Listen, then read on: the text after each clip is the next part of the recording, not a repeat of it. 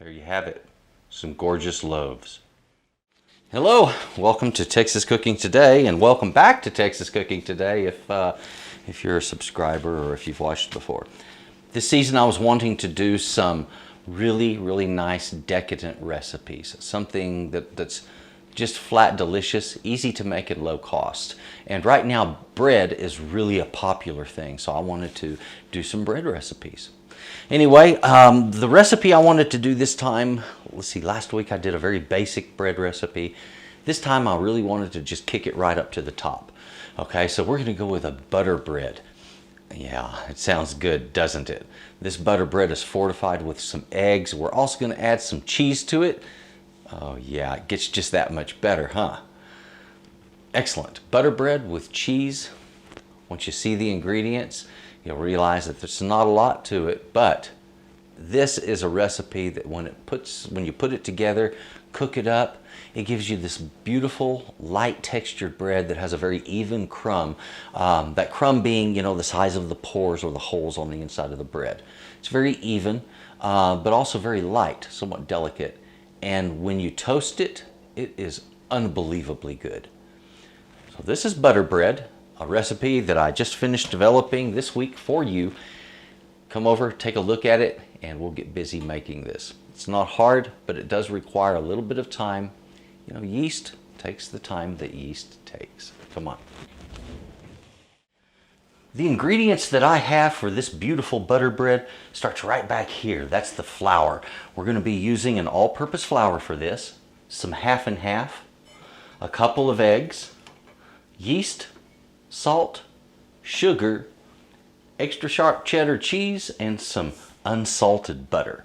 That's it, folks. That right there. A beautiful bread recipe waiting to happen right here. Now let me show you how I like to do it. I went ahead and put my half and half in the microwave just to bring it up in temperature. I originally got about 110 degrees and it's dropped a few degrees. It's down to 107 now.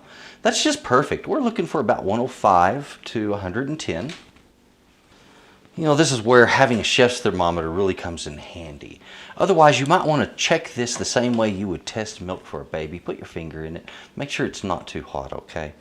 We don't want to kill the yeast with too high a temperature on our liquid. Now I'm going to start by putting this in my mixing bowl. We're going to add in the yeast and the sugar and stir those together. The whole idea is here, I'm just waking up the yeast a little bit, and I do not want to put the salt in at this time.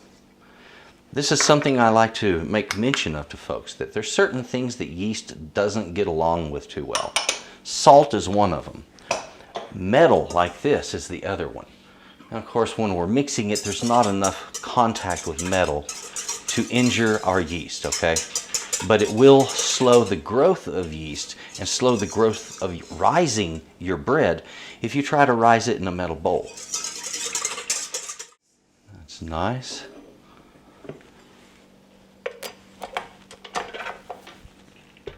I'm going to give that about, 45 seconds to a minute. I've had my yeast sitting in here just for a moment, and it's already starting to get foamy on top. This is a thing that we call proofing the yeast. It doesn't take very long. In this case, it took me about, I would say maybe 60 seconds, 1 minute. It's a very simple thing. It shows you if your yeast is alive. If you've got dead yeast, this will let you know right off the bat. If you don't get any movement in 10 minutes, you have dead yeast. Start over. All right, that's simple. Let's get this mixed up. Whenever you're adding ingredients on a bread or anything else, do it at low speed and not all at once. Some folks like to mix in the flour with the yeast and salt and sugar. That is one way this can be done, yes.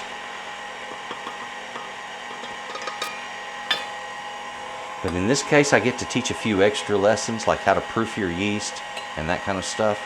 So I like to do it this way. Okay, I have about 2/3 or a little more of my flour in there. I'll go ahead and get my salt right down in this. Okay, let's go ahead and get those eggs worked in.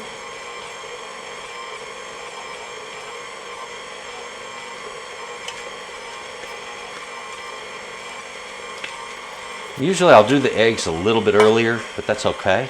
This will work fine. Now if you notice where I have my dough, it is pretty much mostly mixed. It's a fairly sticky dough. It's a high hydration dough. Look at this, it's just going to stick right to me. And that's what we're looking for. But now, while it is in the early mixing, just brought it together, got all of that flour wet, and that's going to activate the gluten. Now, I want to get my butter in here. And if you'll notice, I just put the whole thing in all at once, okay? Let's not make this any more difficult than it has to be. We'll let that work its way in.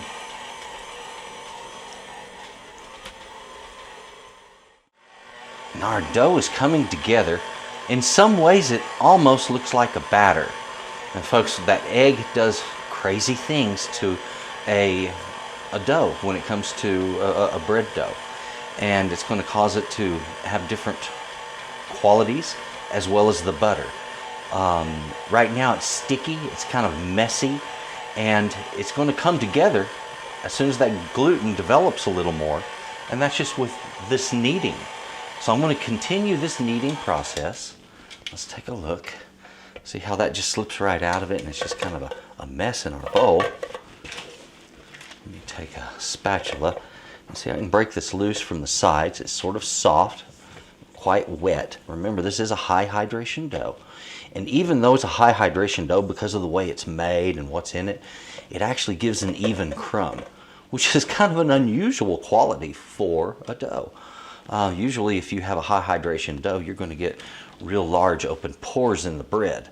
And this one gives you an even crumb, so not so much that. All right, now this is going to be a few more minutes in the kneading. I'm going to start it by getting the cheese in here. Remember, don't throw everything in at once, but gently take it in. And I want to say this, if you want to turn this into some dinner rolls, you know, like a butter cheese roll, it'll be fantastic for that. If you want to make buns, hamburger buns, let's say a butter cheese hamburger bun, like a brioche, that is what this is going to give you.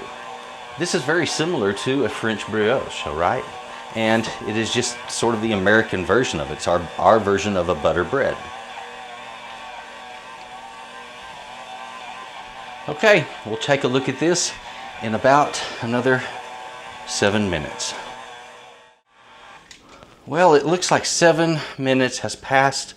We have hit the end of our kneading. And this is looking the way a high hydration dough normally looks. It has some of the dough kind of stuck to the bottom of the bowl. Some of it's pulled up onto the hook. It's sticky, so it kind of sticks to you just a little bit, and has just some really strange qualities because we've already added egg and butter, and it makes it really kind of odd, okay? So as you're working with this, don't be taken back too much by it. Now, I'm going to put this into another bowl to rise. I use a spatula to break it free. And no, I did not treat this bowl with anything. I didn't put any oil in the bowl or anything like that for the rise. There's so much fat in this dough, you're not going to have much of a problem with anything sticking. And anything that I could add to that bowl isn't going to contribute in any significant way. We don't want this to dry out on top and get, form a skin of any kind. We don't want that to happen. We also want to keep everything off of it. A neat way to do that is just cover it. Most people use a towel. I like to use an inverted bowl. Makes it easy to see. All right, I want to turn this timer on, and this is a count up timer, and we're going to see just how long it's going to end up taking to produce a risen dough. The first rise on this takes longer than the second and third do. So give it time, be patient. Normally an hour, and we're getting there, okay? I've gotten this bread 1 hour rise. In fact, right now it has turned over and it's an hour and 48 seconds. So we're counting up still. This is looking great. Down here, you can see through the glass the porosity of that bread and just, what's really going on down in here. It's really a very neat thing. I'm going to get this turned out of the bowl onto my surface here. We're going to get it kind of kneaded out, put back in the bowl. This redistributes all of our ingredients and gets the rise even. The next rise will probably be a little bit faster. This one took about an hour. This, doing it in the bowl also, if you have children, is a neat way to teach some lessons on active ingredients. Okay, so it can be really kind of fun doing it this way. There we are. Now, if you'll notice, I'm not using flour. I'm not flouring my hands. I don't really need it. With a dough like this, you've got so much butter going on in this. Your hands are probably going to need to be washed when you're finished because you're going to get a little bit of butter fat on you. Okay, so you've got a dough that is really very nice. I can take this, and if you notice, knead it. High hydration dough that's super soft, yet I can knead it without getting it on me. And it's all because of that butter. Isn't that neat? All right. And it doesn't need any more than that. We'll take it and just kind of roll it under like that, pulling it under, and pinch it on the bottom. And that way we get a nice smooth top. And when this rises up again, it's going to take on a little bit different character and a little different look. And that, if I was going to make a loaf and rise it the third time, that's how I would do that. I'd pull the outer dough tight, and that way it gives surface tension. It would help hold it up. All right, so now that we have this, it goes back in the bowl, and I rise it the second time. The second rise is finished. Look how much that rose up. It was about 15 minutes this time, and it was just beginning to touch that glass that I had over the top. Right now, I just need to do the same thing I did before, knead it out. I'm going to cut it in half with my pastry knife, and then we're going to get on with putting it in these loaf pans. Loaf pans are very important. You can also use ramekins. You can do open buns like on a baking sheet. Okay, so you can do this a lot of different ways. If you want, make small rolls and line them out inside of a 13 by 9. Okay, and that way you do dinner rolls. You brush them with a little butter and they're fantastic. Or even an egg wash would look beautiful on these. That's how you'll do those. This, let's just go ahead and what I did before, where I pulled it out. And no, you notice I'm not punching it down. A little old-fashioned there. Doesn't need to be done. Not on this especially.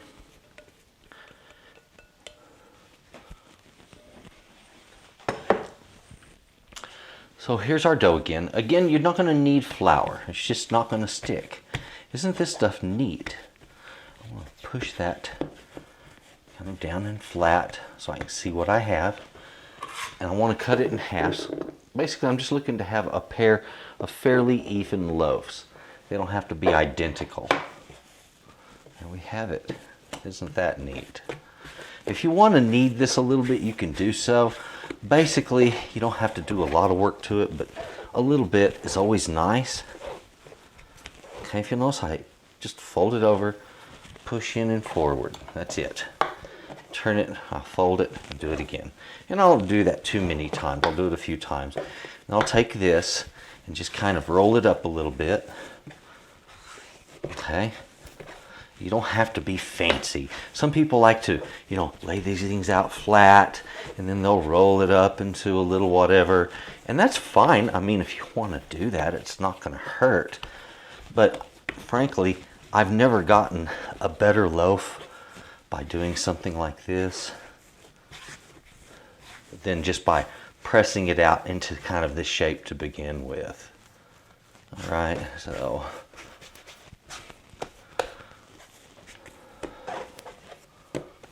ready for a pan. This same thing, just kind of do a little kneading on it. Isn't that nice? It's not on the hands. Good and clean. It's a high hydration dough. It's very soft and very unique texture to a dough right here. I absolutely love this stuff.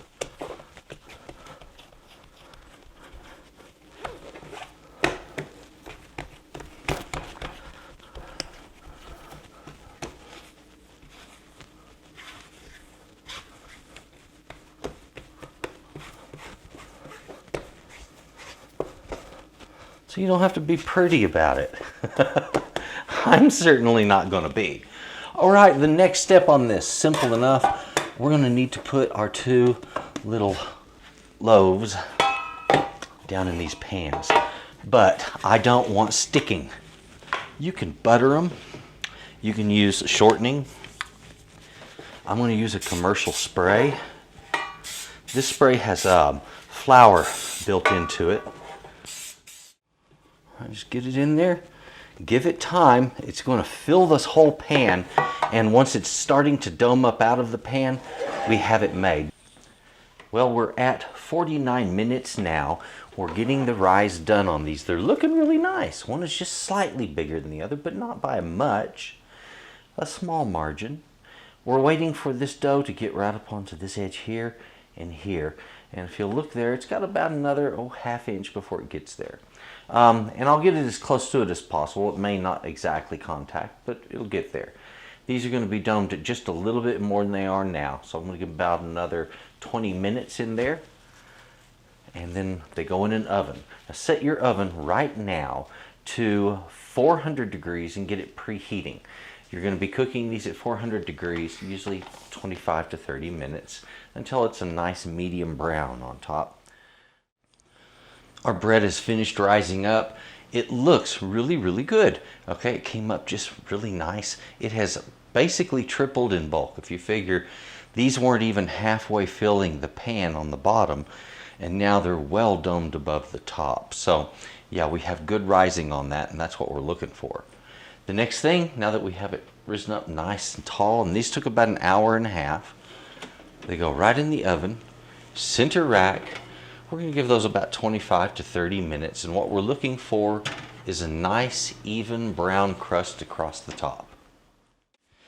Oh, that rising dough looks beautiful, doesn't it? Now, what we've used to make this gorgeous dough starts right here. That's our flour. I'm using an all-purpose flour for this. That's 4.5 cups of flour if you measure it out. But by volume, it's never nearly as accurate as by weight. I recommend you weigh it out. It's 575 grams. That's equivalent to a pound, 4.4 ounces. Over here, we've got some half and half. Now on that half and half, I used 1.5 cups. If you're going to weigh it out, that's 335 grams.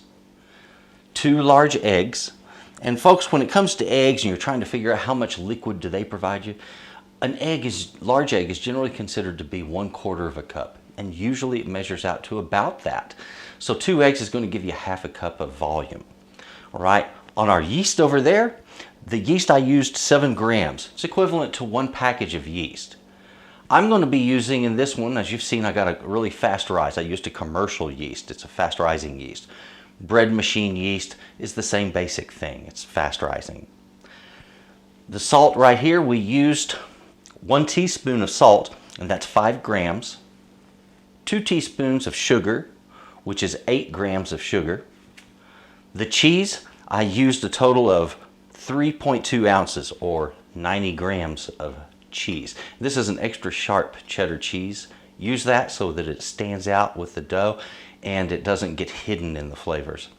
1/4 pound of butter, 1 stick equals 113 grams, also 1/2 cup by volume. All right, folks, there you have it, one simple recipe. Now let's take a look at this beautiful bread that we've made. Alrighty, let's take a look. Oh, yeah, those are looking really nice. Yes, sir, they are. Good, that's a nice sound right there.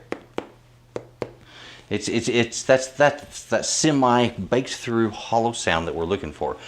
The other thing is don't waste time getting this out of the pan. Let's go ahead and remove it and get them onto a cooling rack. Sometimes these have a tendency to stick, and if they do, then getting them out of the pan early, I guarantee you, will assist in that. They were both stuck just slightly, not bad.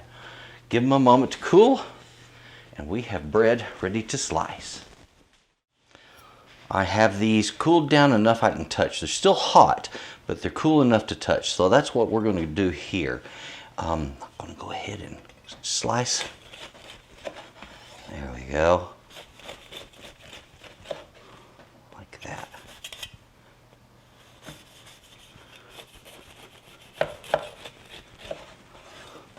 So as you can see, that bread very, very soft, very tender. And look at the crumb inside of that. Isn't that beautiful? It's very even, yet light and open. This is what we're looking for in a really, really good bread. Right there. That is our butter bread. That loaf, this loaf came out perfect. The crumb inside of it, everything. It's just a gorgeous loaf of bread. The texture is fantastic. It's nice and springy, yet very soft. When it first comes out of this oven, the top crust is going to be somewhat firm, a little bit hard, but that will soften, okay? So give it a little bit of time, all right? But at first you get to enjoy a little bit of crust. Oh. That is so nice. Textured, buttery. This beautiful light hint of cheese in the background. I'm telling you now, if you want a really great butter bread, something that's going to stand out, something that people are really going to be surprised with, this is a good recipe for that. It's rich. It is a lot of nutritional value in it. And folks, you get a really good bread here. Please enjoy this recipe. If you would, write something in the comments below. Try this out and tell me what you think about it. If you would also subscribe if you haven't done so. That button is right below here. And then look in that comments box and you're going to see, well, excuse me, not comments, description box, right down here, description box. You're going to see my links both to the website for Texas Cooking Today, which is, here on YouTube. I got 620 or 25 videos on there. So there's a lot to choose from. And then my website is there also. That's S.A.Trotter.com. Where you get lots of good recipes, my shirts, my artwork, and you find out a little more about me. Thank you very much for this. Appreciate you watching. Enjoy your day and your bread. Thank you.